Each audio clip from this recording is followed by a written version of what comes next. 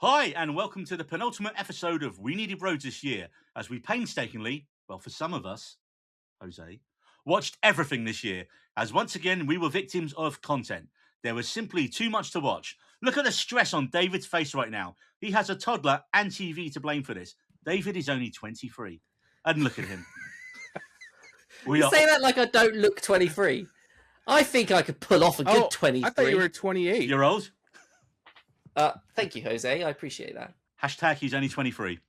Anyway, this was a year we watched so much TV that we're basically powered by subscription fees, caffeine, and baked goods.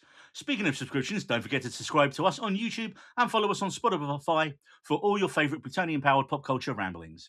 This was a list that took blood, sweat, tears, and a truly unhinged WhatsApp argument to finally finalise, although it was surprisingly more civil than discussion over our top 10 films episode, which will be with you next week as well. And today I'm joined by our co-host Marie, who would absolutely swerve a show if it wasn't gay enough, meaning if it had no animated satanic lesbians or heated hockey action, she just simply wasn't interested. Marie, how's it going? Which show had satanic lesbians? Did I miss that? I mean, if I have to tell you, Marie, I worry about your brain. Is it a cartoon? Animated? I can't tell. She's joking. I really can't. Oh my God, she actually forgot her favourite show of the year. Actually forgot. This is the memory loss is spreading across this. Hey, in my fairness, one of them is an angel, so that was a bit confusing. Anyway, I'm very low energy at the moment because I did the unthinkable yesterday. I actually went out and socialized. So I am, like, my emotional battery is just down. It's plummeted, so yeah. I'm sure this podcast will help massively. Exactly. I'm going to be in a great mood throughout. And David is here, a man who surprisingly has not just been stuck watching Bluey, Paw Patrol and Peppa Pig since his daughter Evelyn entered his life, although she is already after his job. And if you want to see her review of Predator Badlands, it's right here on our YouTube and Spotify. David, how did you find time to watch non-toddler stuff? I didn't. I haven't. I've been genuinely, it's been a real struggle this year. You get about 2 hours an evening to do whatever you want to do, right? And that's include like the time with my wife. Don't make it weird, Jose. Good God. I mean, he's the one that named his blue sky Long D. It's my name. Head out the gutter, Jose. Jesus. Watching TV, reading, all that jazz. Spending time with the dog. He needs a walk. There's a lot of stuff in that 2 hours. And I haven't even got to watch any Bluey yet because the kid ain't interested. So she's got taste. Looking forward to watching Bluey. Oh, hell no. Peppa Pig, she ain't going to get a watch. We're banning Peppa Pig in the household because apparently, I've had it on good authority, Peppa Pig is a bit of a bitch. Is it the accent? What? Why would it be the Jose's accent? just offending all English people now. That's fine. I know she has a particular English accent from a certain area. I think she's just rude and she teaches kids like bad behaviors, manners. She's very selfish, apparently. That's unfortunate. Not a good piggy. And Jose, a man who, when I asked for his top 10 shows, sent me a list of 3, despite appearing on more than 3 episodes where we discussed TV shows this year. Either old age is sitting early, mate, or you just watched a lot of mid-content. Sadly, it was the former. The latter? The latter. A lot of mid-content. Former, latter, you know what I mean. It's there a handful of great shows, and sadly, a lot of shows. A lot of fine. Perfect. So what we're saying is we've truly assembled a panel of experts here today. So grab your snacks, settle in, and let's get into our top 10 shows of 2025 before we forget what we're doing, or Marie starts a 20-minute rant about why every show needs at least 3 animated satanic musical numbers.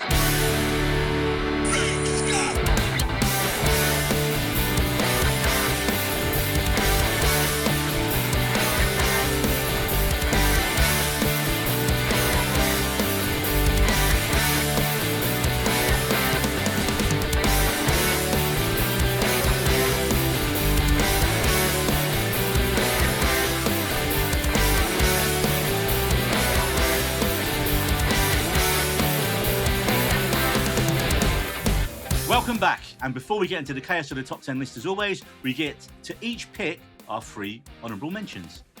Jose, your first honourable mention. I'm going to say this is a great honourable mention because it's from Apple TV, Friends and Neighbors. I almost didn't watch it, but then again, Apple TV always delivers. John Hamm basically plays a guy who loses his job and starts to rob from his neighbors. and then chaos ensues like any good dramatic show. Marie, your first honourable mention. My one is a little show called Wayward, created by the amazing Mae Martin. I've always been like a massive fan of them, and this was a very different story because their last work was semi-autobiographical. See, I can't even talk today. We're off to a great start. Semi-autobiographical. And yeah, I really admired it for just its sheer originality and just the weirdness that it was. And it was by no means perfect, but it was still like a very fun ride. And it had Tony Collette in it. Exactly. Mark of quality as always. David, your first show. My first show is a show that still hasn't finished yet, so I don't know if it's nailed the landing, but it's going to be as of recording. It Welcome to Derry, the prequel series to the two Derry Girls movies. Get out of your face, Neil. Get out of your face. Out of your face. The two It films that came out, which were, as we know from our horror quiz episode, it was the most popular horror film, highest grossing horror film of all time. So there was a lot of, excitement for the It TV show. And so far, I'm enjoying it a lot. And I'm hoping the last episode is as good as the previous one. Episode 7 fucking nailed it. Nice. And is it 8 in total then? I believe so, yeah. So by the time this comes out, you'll have either been like, yay, that was awesome, or, oh, no, they shit the bed. Yeah, maybe. We'll see what happens. And my first one is Task. Now, honestly, this is a show that could have been on anyone's main list, but it's here because no one else watched it.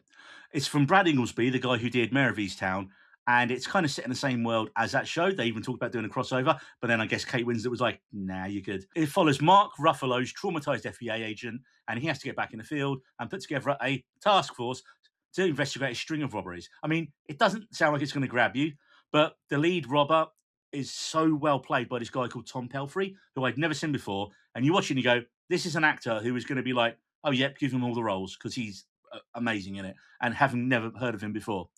And what the show does well, it's kind of like the film Heat. It shows you like the criminal side and the police side, and they're kind of like two sides of the same coin. So you get equal amount of time with the bad guys and the good guys. And the good guys aren't always good. The bad guys aren't clearly bad. So it's a really, really well done show. It is quite downbeat and depressing though. But I will say, shout out to Amelia Jones from Coda. Again, young British actress, rocks the mullet triumphantly in this show, brings back the mullet. And she plays the main character's niece. She is one of the best characters in the show. So much more than she got to do in The fucking Running Man. But yeah, there's 7 episodes out now for season 1. It has been renewed for a second season, which it totally doesn't need.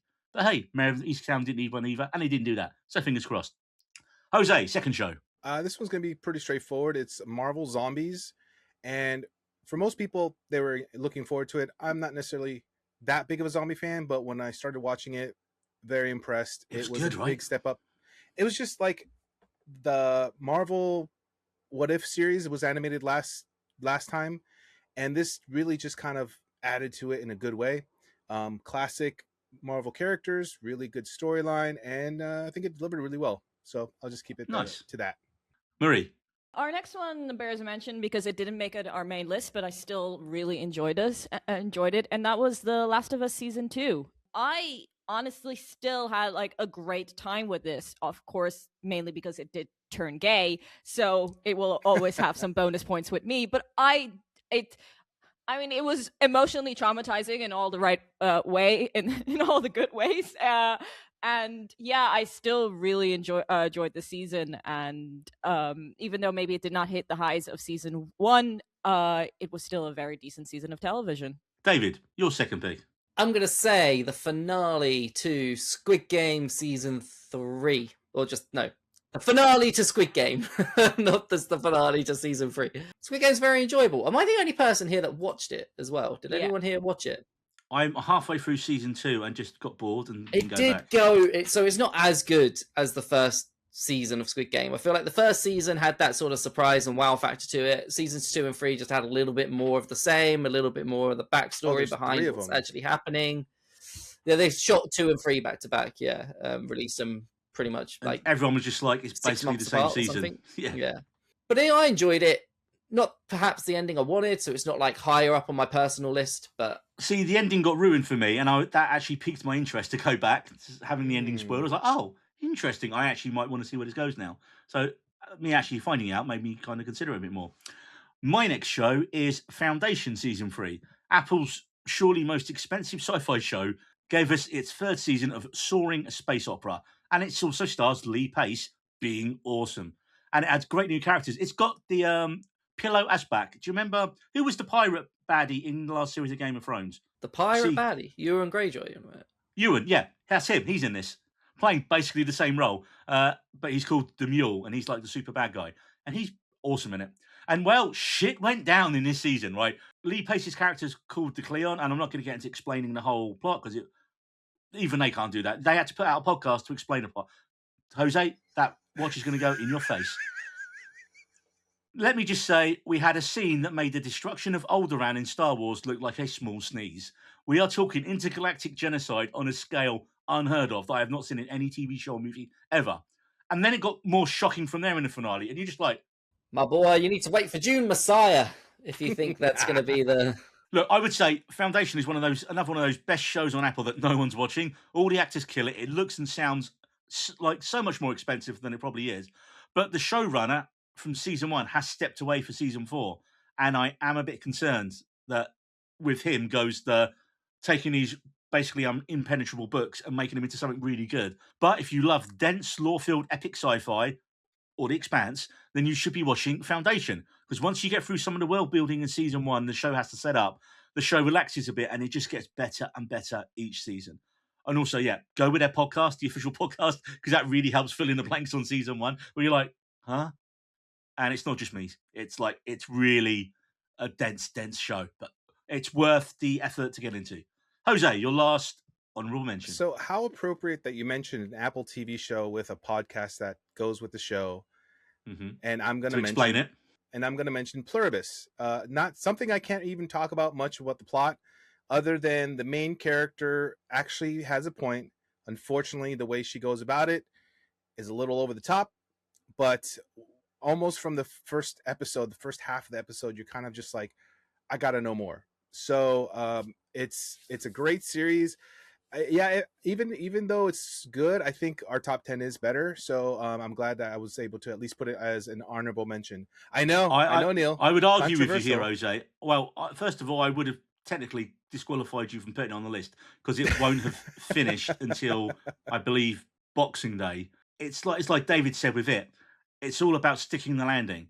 Yes, the first episode is amazing. Then it sets up and reveals what the show and the story is going to be about. And then it's whether they nail the landing on the show, because they are planning multiple seasons of this. So it really depends how they end that first series of the show. I would say Rhea Seehorn. It's funny because she was nominated every year for Better Call Saul and never won once. How she doesn't win for Pluribus, because some episodes she's just acting by herself. Yeah. And you're just watching going, oh my God, this woman is amazing. But yeah, it's if it nails the landing. And going back to kind of a sci-fi story like Vince Gilligan started on, like with the X-Files, you've got people... No, it's sci-fi, Jose. It literally says on the fucking... Jesus Christ. I went into it completely blind. So I think that was but that's just you, Jose. You watched 4 shows this year. Marie, your third show. So I know I'm technically bending the rules on this one, but I saw this at the start of the year, and it honestly ruined me for the rest of the year, because this is one of the greatest shows, in my opinion, ever created. Definitely one of the best sci-fi shows out there, and that is Pantheon. As I said, I saw this at the start of the year, and there are still moments now when I think back on it and just go, huh? Like, it just impacted me so great. It was such a well-crafted show. The only downside to it is that it's so hard to fucking find. The accessibility of it is not great, and it's just a detriment to it, because it's just it's out there and no one knows it exists, and it's honestly one of the best things created. Because when you got into it and you was like, oh yeah, watch it, and the first series was on Netflix and the second series was just nowhere. It just wasn't released. I think it may have been cancelled before they released the second series. I think it was the studio actually went bankrupt. Something happened where the rights just went out the window. It's sat in limbo. And yeah, it sat in limbo for ages. And But technically, yeah. you can get away with it because season 2 did drop on Netflix in, I think, March or April this year. Fantastic. Everyone should go watch Pantheon because it is fantastic. David, your third and final honourable mention. My one's a bit left wing, I suppose. It is Clarkson's Farm. You mean right wing? 4. Right, yeah. So Jeremy Clarkson, you either love him or you hate him. I find him quite funny. He's it's a real comfort show, this. Although this season should probably be called Clarkson's Pub. Yeah. Because he spends more time trying to find a pub than trying to set up a pub and then trying to run a pub. And there's plenty of cock-ups and hilarity along the way. And it's just generally funny. It's a comfort show. It's funny for me because I'm not into cars at all, so I'd never even watched him in anything before on Top Gear, which is what made his name on. Never watched it. Never cared for. For me, a car gets me from A to B. Anything else, cool. But yeah, this is our family love this show. We watch every season. I think it's just because he's not afraid to say what he thinks, even when he's completely wrong on stuff. But also, he doesn't care, and he's got enough money that he doesn't have to care. But he's smart enough to realise that him getting regularly humiliated every episode.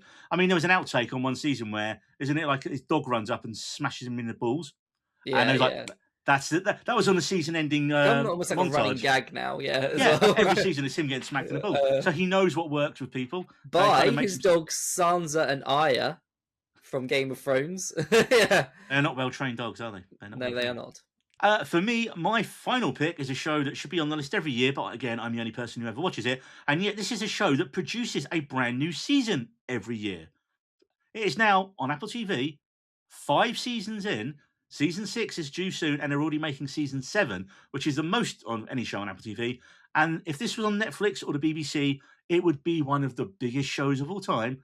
But sadly, it's caught in the Apple vortex, but that show is Slow Horses. Gary Oldman's slobby spy Jackson Lamb running Slough House, which is basically where MI5 sent all its massive fuck-up agents. Lamb has to deal with incels, gamblers, drunks, drug addicts, disturbing killers, and that's just on his own team. Season 5, despite being based on a book from a few years ago, feels like it's ripped right from the headlines with the rise of a far-right politician, incels, and public shootings in the UK. Oldman's Lamb is just a horrific character. He constantly belittles his team. He has serious personal hygiene issues. You would not want to be sat next to him for a meal. Honestly, the sound editors, the job they do making every bite he makes in the show, it's more disturbing than the alleyway scene in Pillion. People will know what I mean. And it's more disturbing than some of the sounds you hear in horror films. But the show blends really sharp writing, great twists, turns, action, comedy, and most of all, impressively in these streaming days, we get a new season each year. Apparently, they have a team writing a season, another team filming the season, and another team editing the season all at the same time. Oh, and Boltar from Battlestar Galactica is in it, playing a snivelling weasel, basically the same character he played in Battlestar Galactica. And I was also going to say Department Q, but I haven't got time. But Department Q. Right, well, this brings us on to the top 10 shows of the year, agreed on by all of us. And at number 10, we have In Noah Hawley We Trust. Well, I trust. You guys mostly trusted at the start, and then a little bit less towards the end.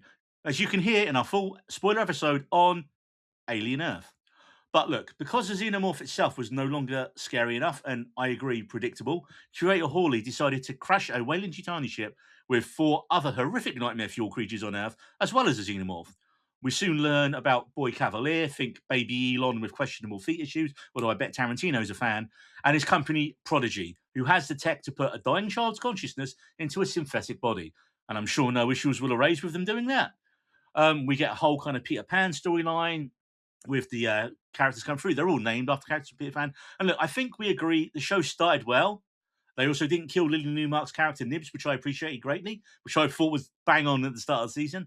And you can even see that video on TikTok as well. But the rest of you were annoyed by storytelling inconsistencies, whereas I just went with a vibe, man, like the dude in The Big Lebowski. I think you have a slightly unnecessarily large crush on Nibs.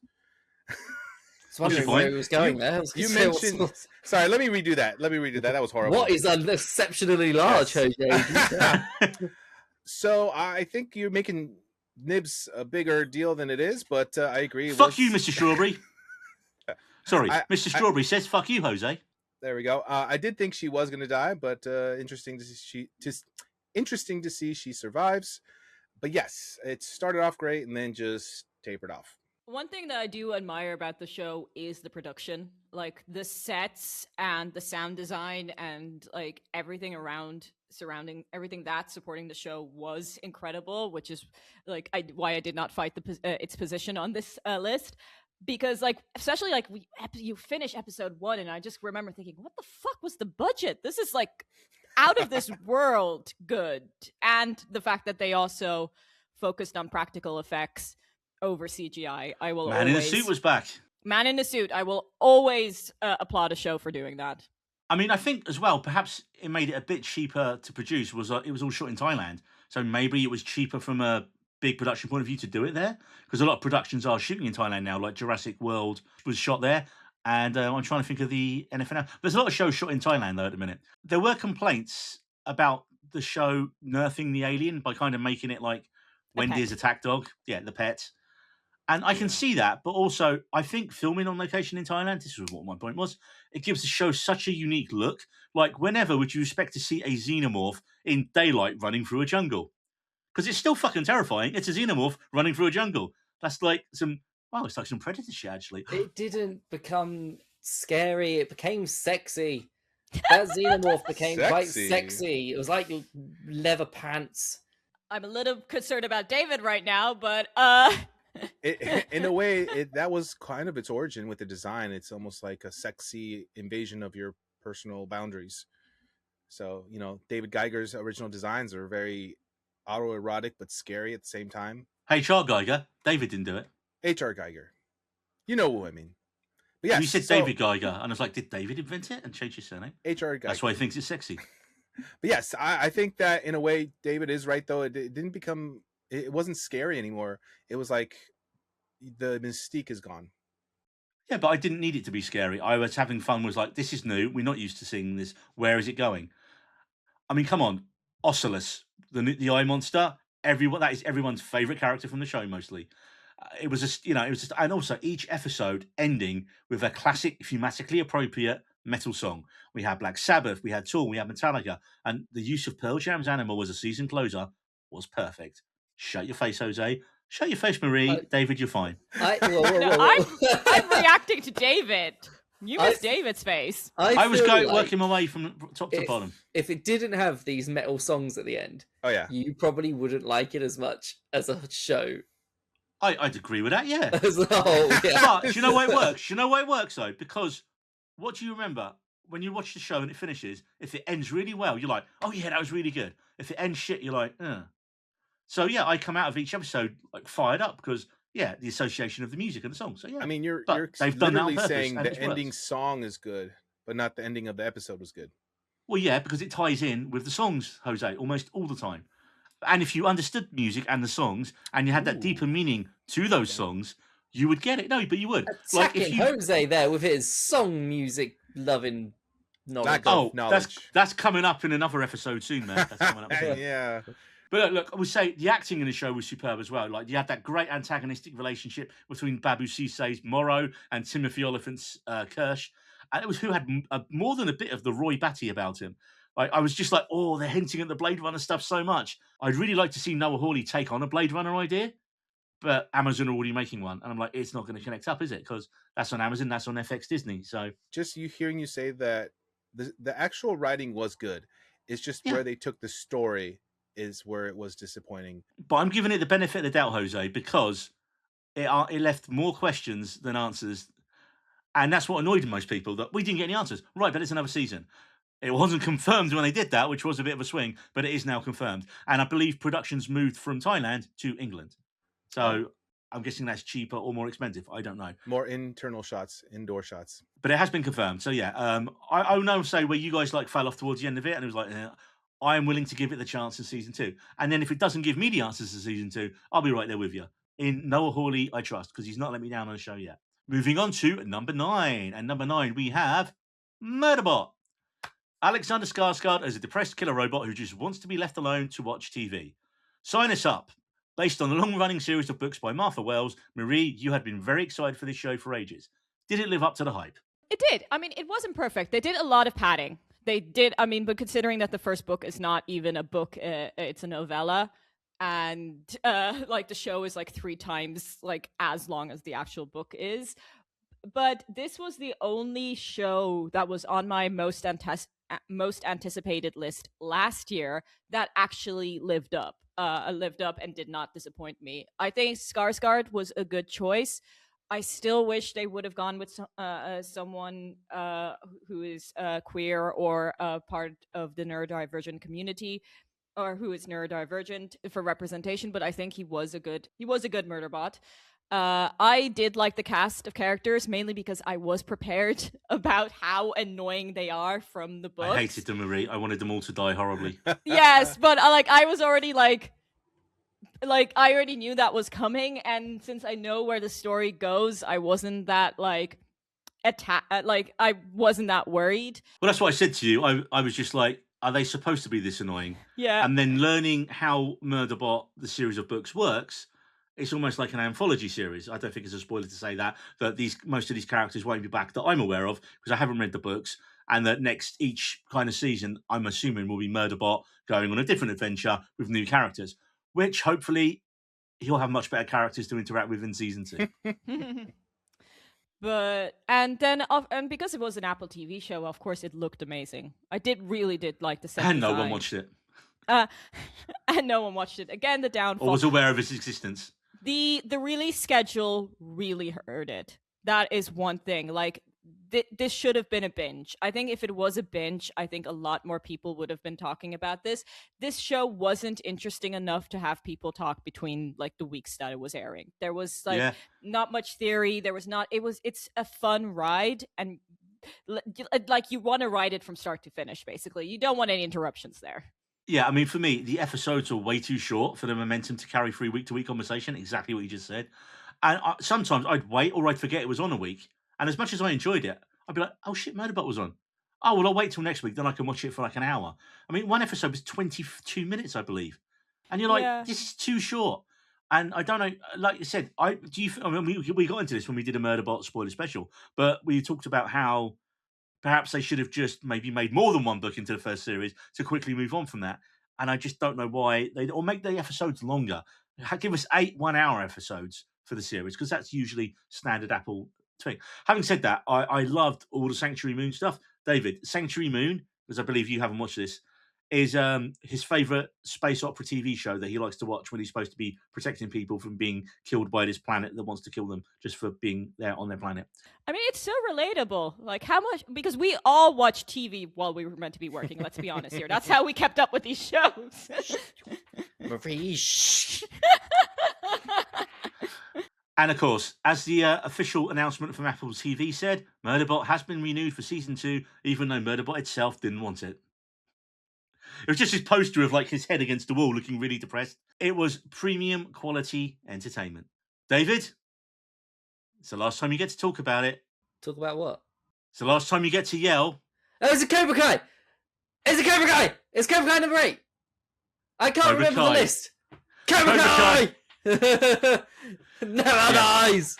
I mean, it has died because it's finished now, David. God, no, never. And then there was that good, awful Karate Kid film that they brought out instead of making the Cobra Kai which Kid has film. The best ending of any film that's come out this year. Which we guessed without having even seen it. We don't need to spoil it for those that want to enjoy it, but it's just the best ending. I would argue that spoiling it would actually make you go, oh, is it worth watching then? No, Cobra Kai holds a special place in my heart because I legitimately haven't watched a TV show, I think, in my life, or at least since I was very young, which has given me as much pure joy that I get, deep in my chest. I'm like a little kid again, and I just fucking love that show. And they properly nailed the ending. It is fan service to a T, and fan service done so well. I loved every single moment of it. David, this show was a bunch of late 20s teenagers beating the piss out of each other to a level that they should have all been arrested multiple times over. Yeah. Or in hospital. Yeah, it's great. Or dead. Or dead. Some of those injuries were life-threatening.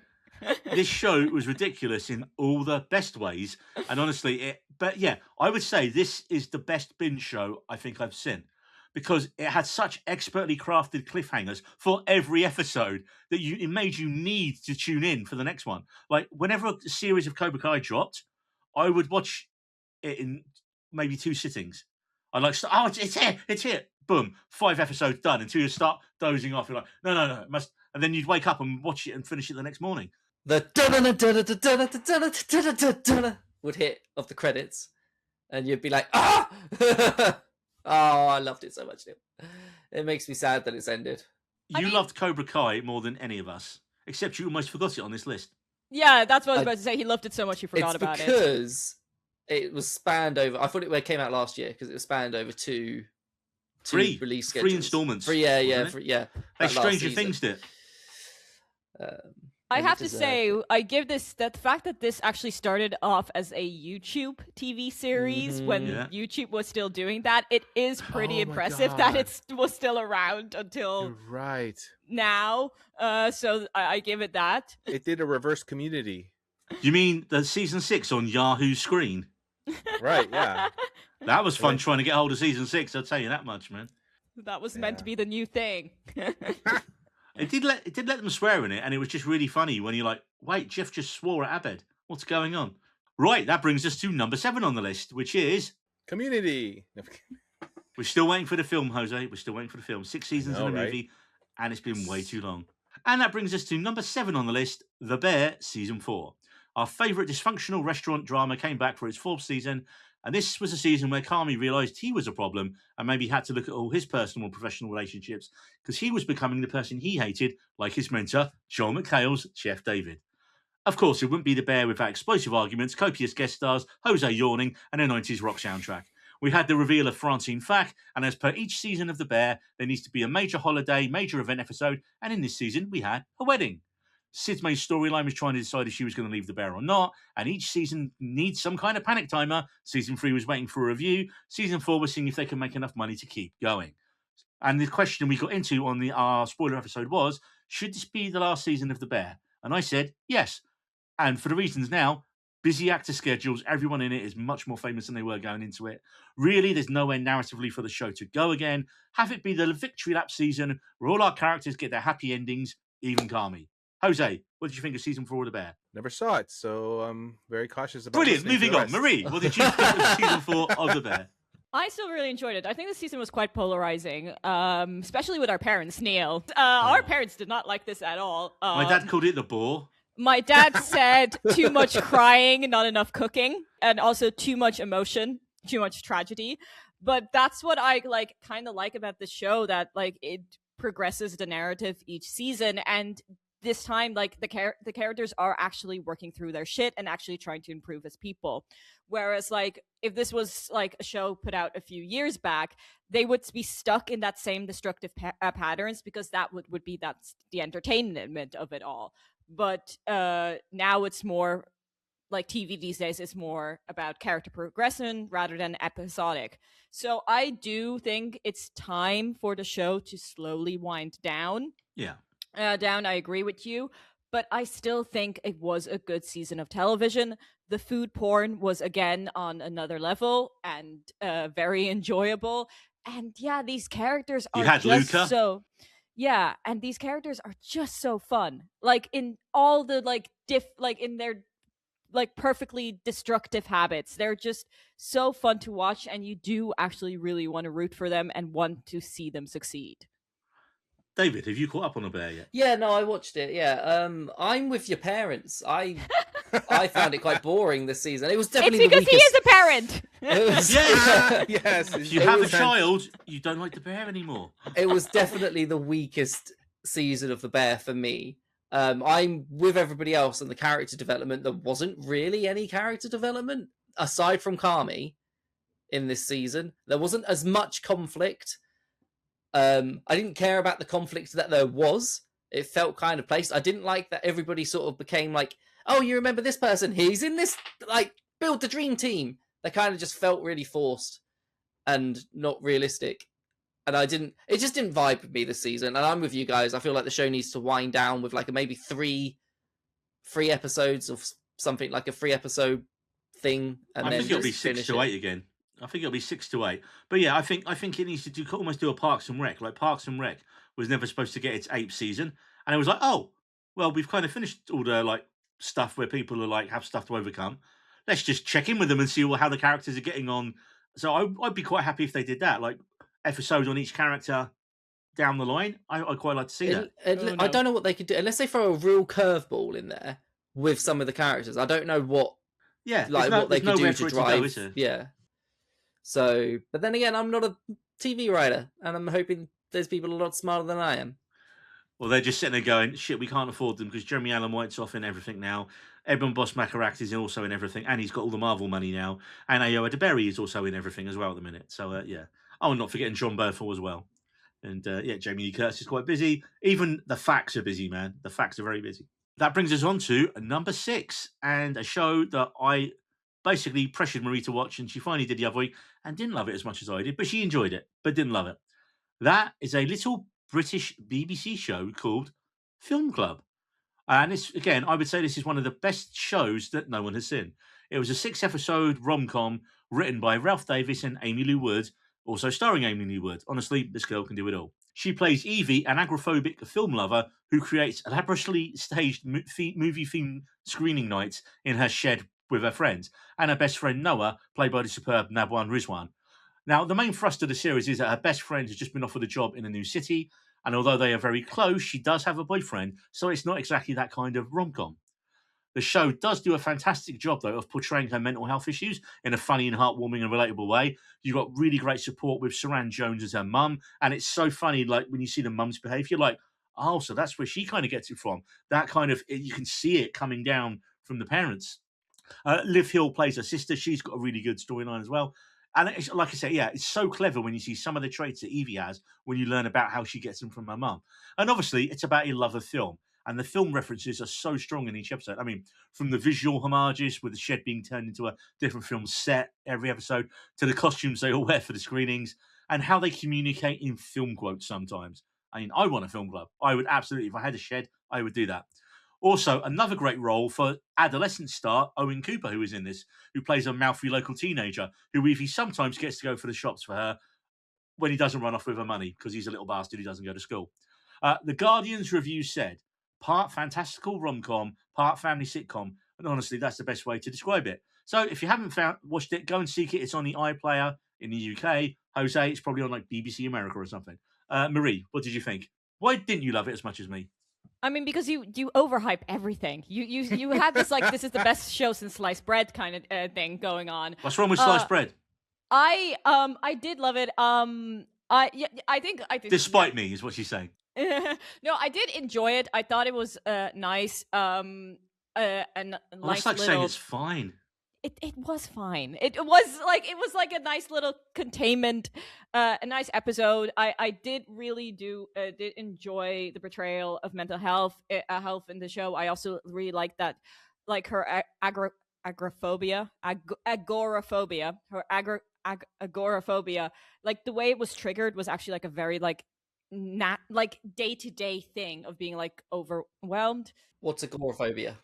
When you're scared of going outside. Ah, thank you very much. I think when Neil first watched the show, he did like write, "This is literally us." And there is this one moment because where she talks about the Wizard of Oz, where I thought, okay, that's kind of me, because she's just like, she can't enjoy the Wizard of Oz based on like how they treated Judy Garland, and she's trying to like get everyone one on board, and no one is listening to her. And I'm like, yeah, this is me. Especially like that scene in the kitchen where she's trying to talk to her mom, and her mom's like, no. But it's really a nice little show, man.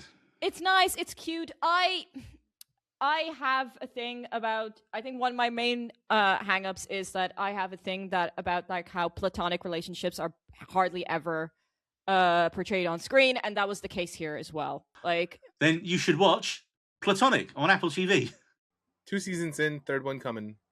Third one coming, exactly. Have you done season 2 now, Jose? Not finished. That is your Christmas. Brilliant. I'm And that's binging your so Christmas much watch. over Christmas. Don't worry, I'm binging. You can do it in like a day. It's brilliant. Right, this brings us to the halfway point. This brings us to number 5, and that show is The Paper. Am I the only one here who's watched The Paper? I've watched like 2 episodes. And I mean, it's okay. No, I did think it was fun. I know the only reason I didn't watch more episodes is Hang on a second. I want to judge the scoring here. I'm going to throw a spanner into the scoring here. Is your name Jose? Yeah, it is. Okay. I'm going to change it. A lot of shows here where only one It's a person bag watched. of dicks. Cobra Kai would have been my number 1, right? Is The Paper your number 1, Neil, as the only show you've seen out of all of us? No, but Well then. But the idea this year was to get a general consensus on good stuff beforehand, and no one objected to me putting it in before now, David. Well, I just thought of it, that's why. And as I'll explain in the film one, the idea was there is no numerical rankings via to the main list planning this year. It was just like, these are really good shows. And obviously, I've definitely watched more TV than all of you. I'm fairly certain. Yeah. Because Marie watched the same 5 or 6 shows again and again and again for at least 6 months of the year. Jose watched a lot of Pants, which he said about. And David, you didn't get to watch it. Well, you made it to the cinema a lot, though. So fair play. I have been good with the cinema this year. You have been very good with the cinema. So let me sell you on The Paper. This is the official spin-off from The Office, created by Greg Daniels and Michael Corman. It follows the same documentary crew that filmed Dunder Mifflin 20 years ago, and now they focus their efforts on a small, declining Midwestern newspaper called the Toledo Truth Teller. On paper, pun intended, this sounds like a terrible idea. Yet somehow it works, and it goes from a good show at the start to a great show by the end of the 10th episode of the first season. And most of that success, I think, can come down to the really good script and the brilliantly charming lead performance by Domhnall Gleeson as a new editor-in-chief, Ned Sampson. He's young, he's optimistic, and Jose, he believes in the power of journalism and truth. Except for when he arrives at the paper, the Truth Teller's current editor, the improbably named Esmeralda Grand, played by the White Lotus's Sabrina Impacatore, is more interested in the paper's website and clickbait articles. Obviously, they will clash as the show goes on. The show has some excellent observations about the modern-day media and the decline of actual news, taking aim at bloggers, clickbait, email scams, so much more. Other cast highlights is Chelsea Frey's Mayor Pretty. She's a former soldier with a really strange name, but also feels like this show's kind of Pam. You're like, oh, that's the Pam. You know, when I was watching it, I was like, that's the Pam, that's the Jim, that's the Dwight. You know, it is very similar to The Office in that way. You've got Tim Key as a British actor, as a slimy British corporate exec. He feels like they've just taken Ricky Gervais and put him in this. He literally is playing that really slimy corporate role in it. Also, from the actual Office, you have Oscar Martinez, who is now an accountant for the company that own the paper. And his early interactions with the documentary crew are hilarious, because he's just like, no, you've got enough footage of me. You don't need to do it anymore. And then you're like, I don't give you my permission. And it says, the thing you signed in the Office gives us like perpetuity to your image rights.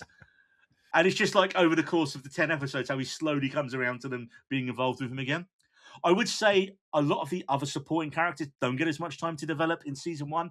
You got characters like Nicole, Adam Detrick. They don't. But here's the thing. This type of show has such a large roster of characters, and it only has 10 episodes compared to when you look at Parks and Rec, you look at The Office, they had 22 episodes for this type of show. So they was able to. So I think the fact they only had 10 episodes, they did a really good job in the time they had. And that's why I'm really excited for the second series of it. I would say this show is the closest to what we've come to as a successor to Parks and Rec. And it's just a warm hug of a show. Characters you like, and most of the beats of the plot, they're completely predictable, but you don't mind because the journey there is so charming. And it has been renewed for a second season, which they're making now. This brings us to number 4. And Marie, I'm just going to throw to you on this one because why not? It's Has Been Hotel season 2. Happy Day in Hell, people. How many times? I mean, I've fully only twice, but like I don't know, compilation, soundtrack, it's literally the last thing I listened to before I came on. But have you watched the Broadway live version? No, I haven't yet. I keep seeing clips What? and I get so Marie? much Wow. I watched it last night. I just get so much FOMO seeing it. Like they're all having the time of their lives and I wasn't there and I just get so sad.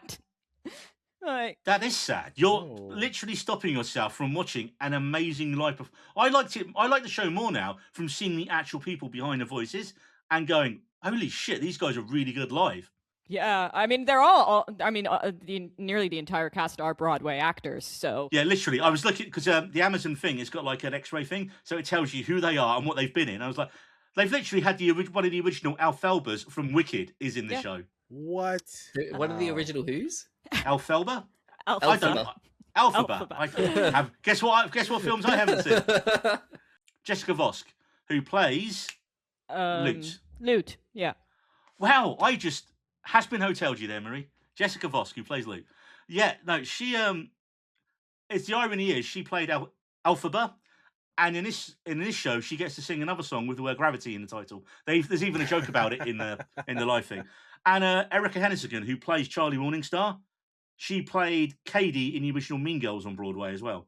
Man, why isn't she in more stuff? When you see these people in the flesh, it actually has made me like the show more. Like I know you can't do it because of the budget, but I was just imagining like live action version would be amazing. Or actually make it into a proper full Broadway show with like all the costumes and the set design, because it would absolutely, judging by this version they did as like a promo tool for the second series, this show would absolutely kill on Broadway. Sorry, Marie, get back to the show. I was about to say, I like how Neil threw this over to me and then completely took over. It's purely because I just watched it last night and I wanted to get stuff out where I remembered it. No, it's all right. And while Jose was still awake. Yeah, I mean, honestly, like, what can I say about season 2 that I haven't already? Because I mean, I covered the show in depth, but I mean, going into this, all I wanted was a banging soundtrack, and they over-delivered on it. Not just breaking the format of not just having 2 songs in one episode, but having 3 in some cases. And then just they upped the ante when it came to animation. Like, the animation this season was just gorgeous. It was absolutely stunning. Just having like a cohesive story, like things that they set up in episode 1 or even set up in season 1 came to pass later on. It's just like they put so much thought and effort into this, and it was just I think I was gonna love it no matter what, because it's gay and it has musical numbers, and that is my entire identity. I think they upped the ante. I think they even broke a Guinness World Record of it being like the most anticipated animated show of the year, like breaking record numbers. And then I think the only thing that's left to say is that I think I need to issue a correction here, because I did get something very, very wrong, and I feel very stupid about it. Because in the final episode, Alistair and Rosie make a deal, and I completely did not catch this, because I thought this was going to be a new mystery of season 3. It wasn't. He just asked her to fix his staff, and it's so obvious because he literally looks down at his staff. And in my defense, I was crying so hard during that scene, so I couldn't see through the tears.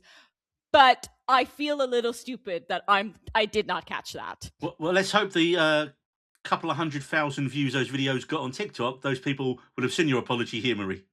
I mean, yes. They I mean, to be fair, the people on TikTok were actually really nice about it and pointed things out in a very nice way. There was not much. It was quite a. I was like, because obviously it's the shared account we have for this, and I was just like, notification. Oh, 99. It's just permanently at 99 for about 2 weeks. Whenever I look at my phone on TikTok. Because the Has Been Hotel videos blew up. So it shows you there is a giant fan base out there for it. Absolutely. Because it's good. It is good. David, honestly, you will love it. I probably will. I'm not going to lie. Marie's love of it kind of puts me off a little bit. Like, do you know when someone loves something so much? Like, would you say overhyped like, it, David? Overhyped? Maybe? Well, no. Well, yes, because it probably won't ever be the same in my head as it is in hers. But I probably would love it. Like, I love musicals. I love musicals. And dirty musical numbers. And if it's got a banging soundtrack, that would be. Show tunes were like number 2 on my Wrapped this year. Oh. But yeah, I don't know. I feel like Marie loves it so much. It kind of makes me not want to watch it because it won't be as good as Marie. Or you can join the cult. Do you know what join I mean? the Has-Been cult. It won't be. Yeah. I mean, come on. I convinced Neil. You did. Yeah, that's pretty interesting. Like, come on. That should be impressive. That The is only thing impressive. I say to you, David, now that your daughter's starting to talk, do not watch it in front of her because she Oh, might God. get some colorful vocabulary. And also, there's a tiny little character called Nifty who runs around with a knife stabbing things. Oh yeah, Nifty's great. It was weird seeing the actress who voices Nifty in the real life. I was like, I don't need Yeah. to see that, actually. That was a bit strange. in the real life. In the real In the life. real life. Who was Dawn on the original Waitress on Broadway. Yeah, basically everyone's from Broadway, and it's literally Everyone. like... And nearly everyone. And then for those who weren't are people who just were under the radar. It's Amazon, isn't it? Oh, It's Amazon. 2 seasons, David. Episode's about half an hour. God, I'm gonna watch it, aren't I? Yes, you are. Right, from a Oh, show our that is season 3 joyful... review full is of- going to be great. Right, so, yeah, join us, David. Join us. From a show that is joyful, gay, happy, fun, full of music, to our most listened to episode of the year for our third show of the year and our hardest to record episode of the year. It was on Jack Thorne and Stephen Graham's crime drama Adolescence, with each of the 4-hour-long episodes filmed in one continuous take by Boiling Point director Philip Barantini. It introduced us to star in the making, one of the youngest Emmy winners of all time, with 15-year-old Owen Cooper winning Best Supporting Actor in a limited series or anthology series movie. And as we said before, Cooper's character Jamie is arrested in the first episode and accused of murdering his classmate. By the end of the first episode, there is no doubt he is guilty, and this show isn't a whodunit or he's been wrongly accused and it's gonna... No, Jamie is guilty, and this show is a why-done-it. Episode 1 charts his arrest in real time to that devastating moment when his dad, Eddie, the always excellent Stephen Graham, realises. Episode 2 follows Officer Bascom, played by Ashley Waters, as they investigate Jamie's school and try to find out what could have driven him to these actions. Again, from a technical point of view, episode 2 has probably the standout scene where they attach a camera to a drone mid-shot, do a massive drone shot over the school, and then a cameraman catches it seamlessly, and you wouldn't know unless you'd watched the behind-the-scenes videos where you see the guy going, Go reaching through and a grabbing it wall down. as well. Like go through Yeah, the window, go for a wall during the It was thing. superb, man. Episode 3 is a two-hander where Jamie is interviewed by the child psychologist Bryony, played by the brilliant Erin Doherty. And again, both of them are flawless in this cat and mouse episode. And, you know, this is Cooper's best moment, the scene where he loses his temper and he just truly turns into like a terrifying... And you can see that in that scene where like, oh shit, this kid absolutely is a monster. It kind of reminded me, although none of them did it at this age, of similar turns in films like, if you've ever seen Edward Norton in Primal Fear, does that ring a bell, Jose? It was kind of, he's this like guy in prison who's been wrongly accused, and he's this meek, mellow guy, and then the lawyer, Richard Gere's character, gets him cleared. And as he is walking out of the jail cell, his posture, his voice, everything changes. And he's like, oh, great, cheers for getting, you know, it's basically like, cheers for getting me out. You're like, holy fuck, he was, you know, it's like the Usual Suspects thing with Kaiser Soze. You're like, when you see that switch flip in the character, and this kid did it when he was 15 in this scene where he just becomes angry. And I love like when we was reading about the behind the scenes things and he bangs on the wall, like I think is it the third time, and she wasn't expecting it, the actress, and she really jumped. And that's obviously the take they used. I mean, the final episode, actually, I will say, is something of a rarity in this type of show because it shows how Jamie's family are coping on a year down the line. And it's rare because in this type of show, you don't usually focus on the after effects on the perpetrator's family. And so you see his parents anguishing over how he turned out. Was there anything they could have done differently to save him? And they kind of agree, well, not really. Look at how well his sister turned out. So, I mean, yeah, this got into the national conversation in the UK. They made a thing to get this shown in schools. And I mean, they were like, it's a nice kind of idea, but those type of kids, a show like this isn't going to make any difference to them. Yeah, no, I think this is my number 1 show of the year, if I remember correctly. What made this show really good is its profound impact that it has and the emotional weight it gives.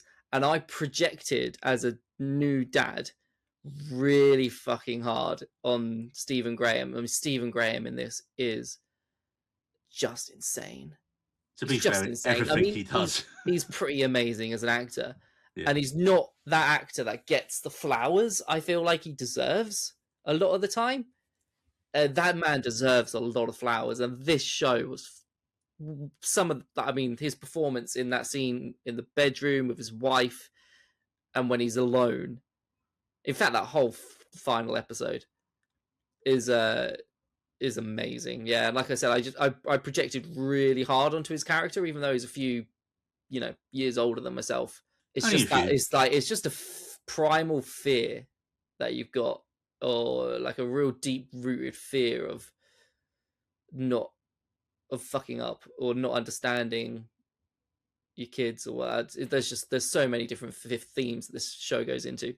It's really fucking good. Jose, how did it translate for you in the States? Because I mean, they're pretty universal themes, but I suppose was there a bit of too much Britishness in it for you, or did it just still get the point across really well? Didn't watch it. This is why my list was so short. Yeah, good point. I could have sworn you did it. No, I didn't watch it. That would make sense. I mean, I saw the featurette with the drone flying. That was about it. Dude, you got to watch it. 100%. Dude, I mean, if I've got to watch Has Been Hotel. I'm binging so much over Christmas break. It's 4 episodes, Jose. 4. Exactly. I'm binging so much. And it's really fucking good. You're going to know exactly when I watch everything because I'm going to be like, oh my guys. Oh my God, guys. I agree with what both of you have said. I mean, just the impact that it had and just the technicality that went to it, getting all these like one shots done. I mean, I think we briefly spoke about the show before it came out or before even a trailer came out. And we were just like, how are they going to do that? That sounds not possible. And the only reason that it's like not my number one is that when it comes to my list, I do factor in rewatchability. I will never see this again. It was great. It was like very impactful. I'm never sitting through that again. It once was enough. It's yeah. It is a hard show. Yeah, definitely. It's something that everyone show. It's something that everyone should have to watch. And you don't need to watch it again because it will stay with you. It will absolutely stay with you. It will stay with you. I mean, like I said, and I think this was our most listened to episode of the year on our Adolescence Spoiler Special. So, yeah, people clearly wanted to get into the conversation about it. Which now brings us on to number 2, and I believe this was your number 1 show of the year, Marie. Well, no, has been. This is your number 2 show of the year, Marie. And this is the greatest Star Wars TV show that no one really wanted when it came to its natural end this year. A show that, again, on paper, had no right to be as good as it turned out.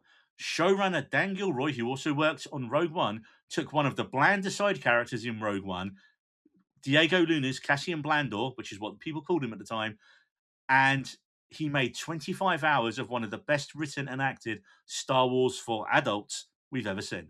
And it was intended to be longer, too. It was going to be 5 seasons. Was it? Yeah. That's the craziest part. But after the first season, he sat down in his hotel room and just brought it together, which is crazy to think.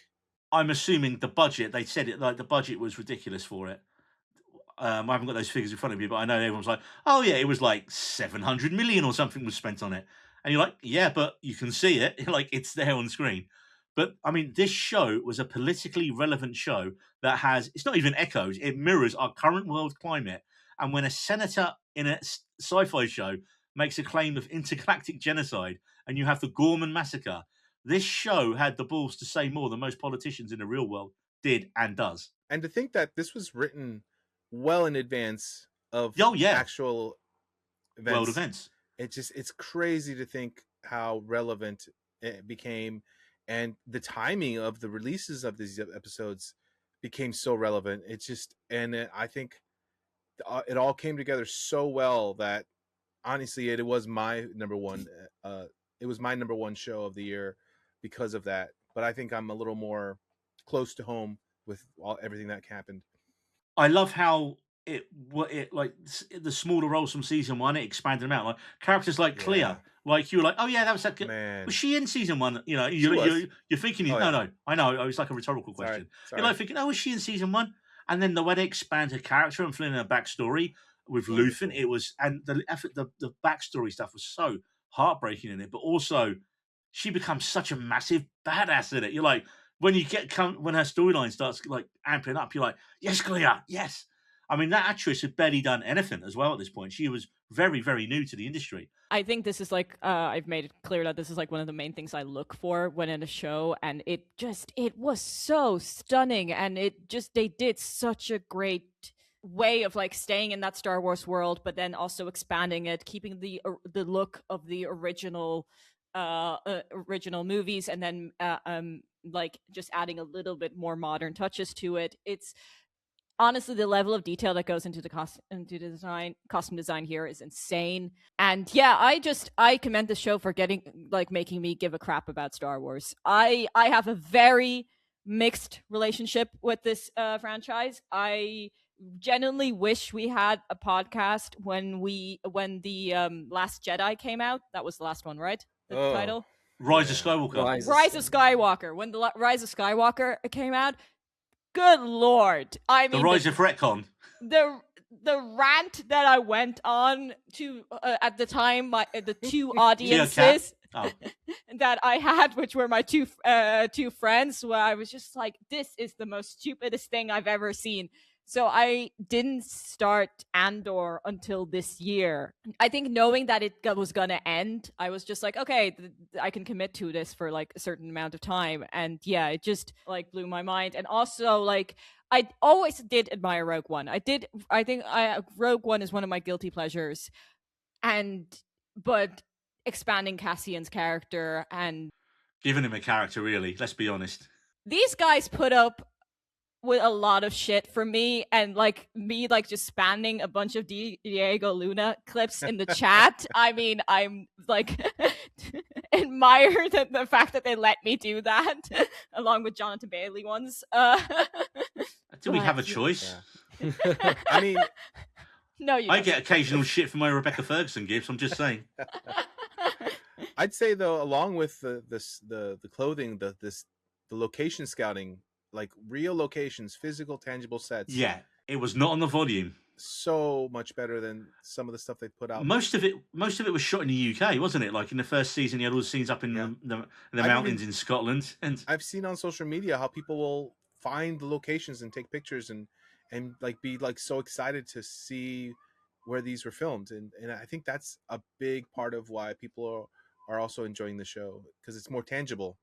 And I think the simplest thing to say about it is, it's with Star Wars, the writing and the performances were never really. The performances were always good in the films, and if you look at the original, like A New Hope, some of the line readings in it are bizarre because George Lucas does not know how to direct actors. He just doesn't, or he just doesn't care about it. And when you saw this show, you've got Stellan Skarsgård there delivering Shakespearean-style monologues about sacrifice and duty, and you're like, holy fuck, this is like the Macbeth of Star Wars.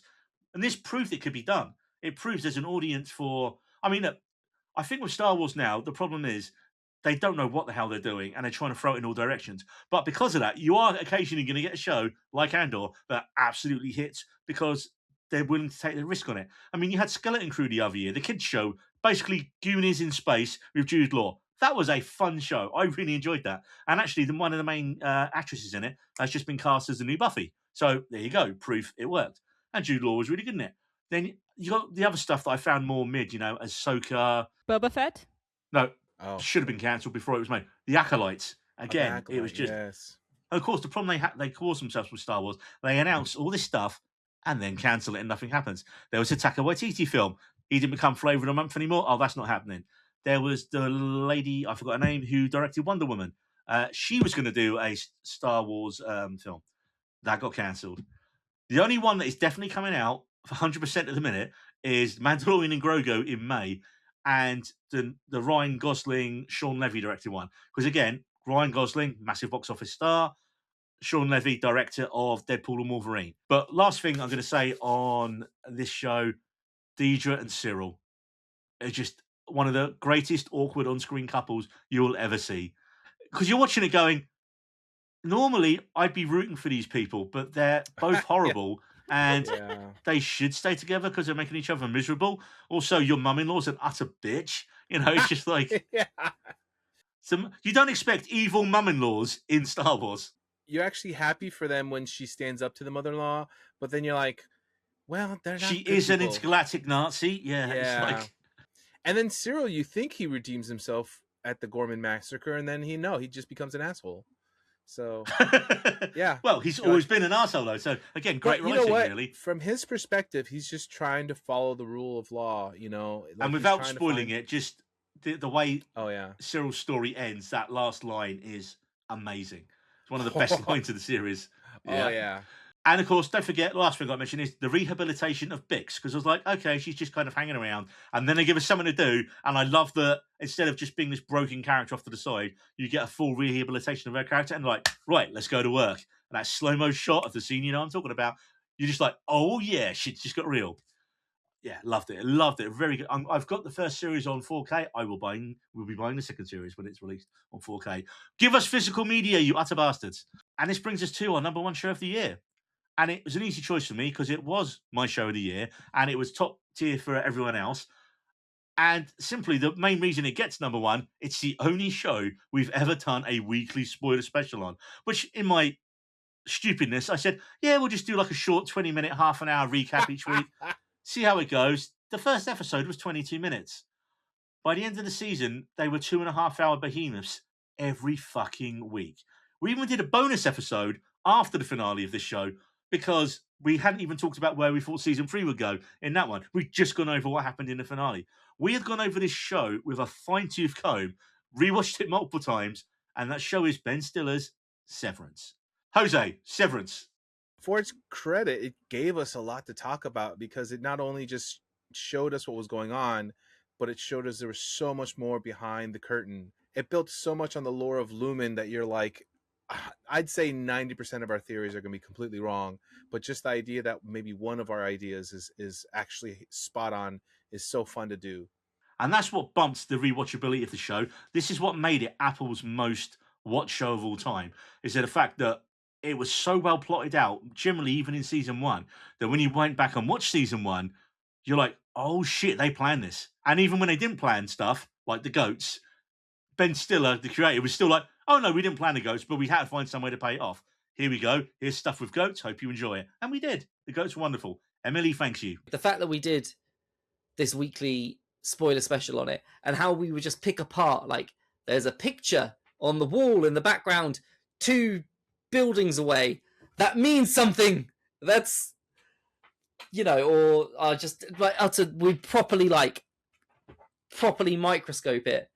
And there's not a lot of shows that are released now with that level of detail and care that goes into it.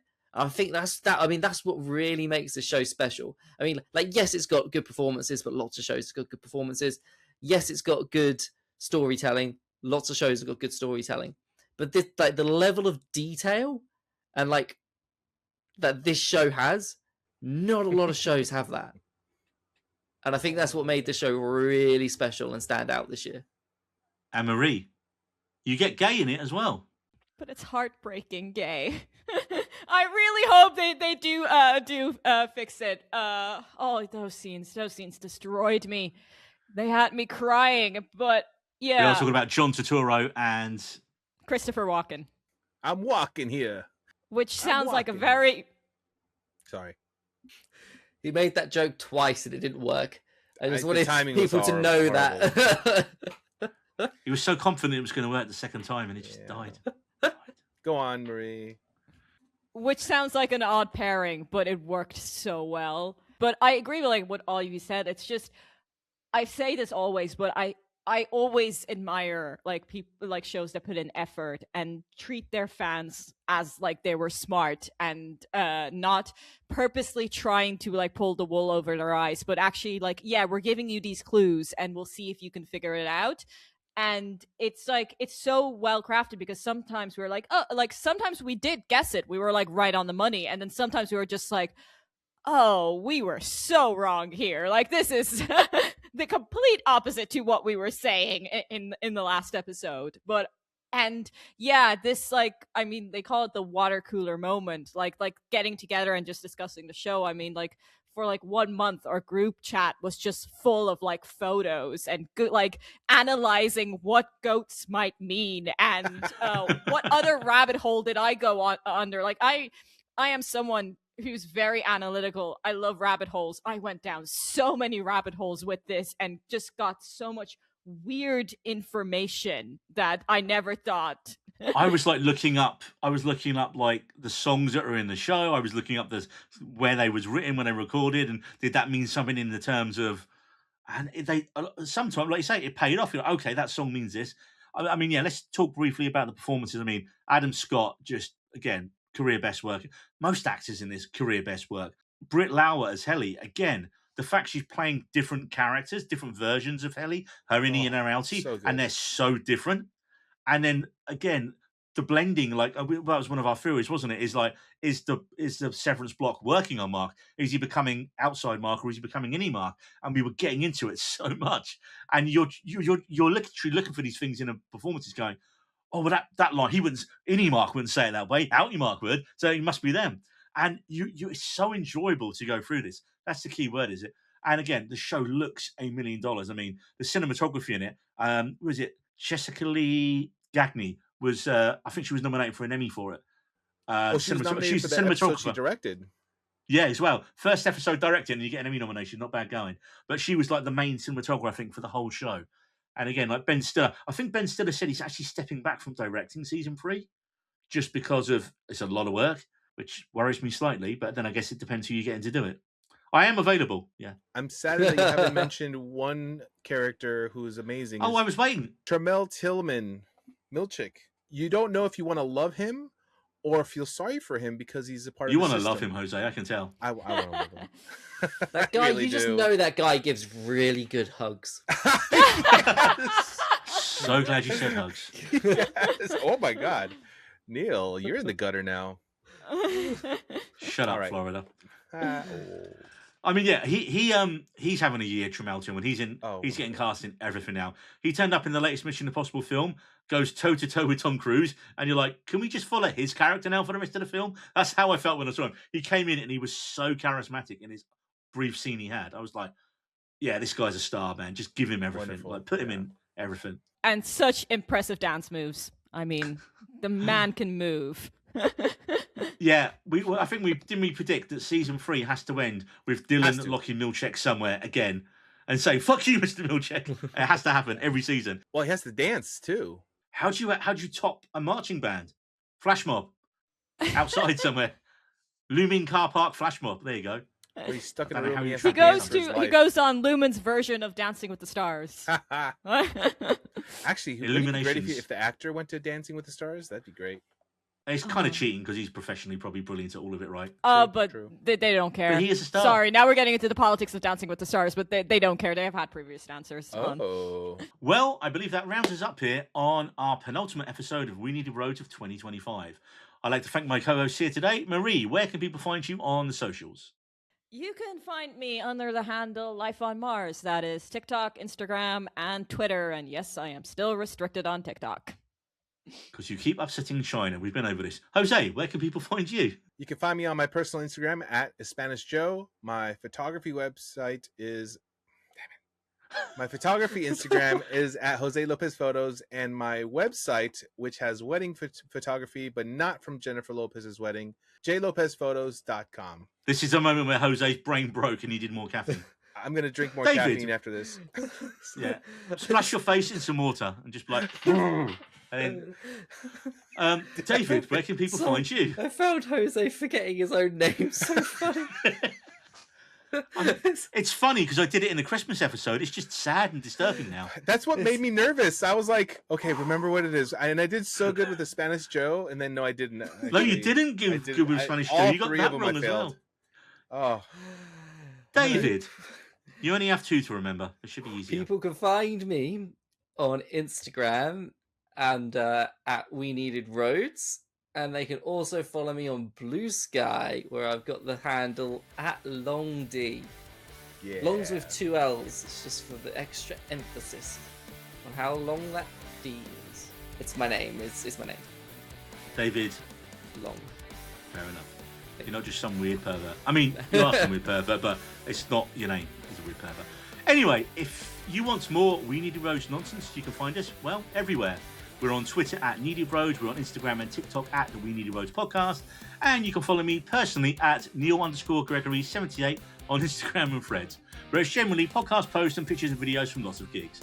We Needed Roads is now available on all major podcast platforms. We'd love it if you subscribe to us on YouTube and gave us a follow on Spotify, where you can see the full video episodes as well as hear us. And don't forget, once you've followed and subscribed, let us know what you thought of our list of the top shows. And don't forget, once you've followed, subscribed, let us know what you think of our list of the top 10 shows of 2025. Did you agree? Did you disagree? Or throw your speaker out of the car in disgust? Whatever your reaction, let us know and leave a comment on our YouTube, Apple Podcast, and Spotify. We've been We Needed Roads, and we'll be back where you can say, I have friends everywhere, but they're fetid boppers. We Needed Roads.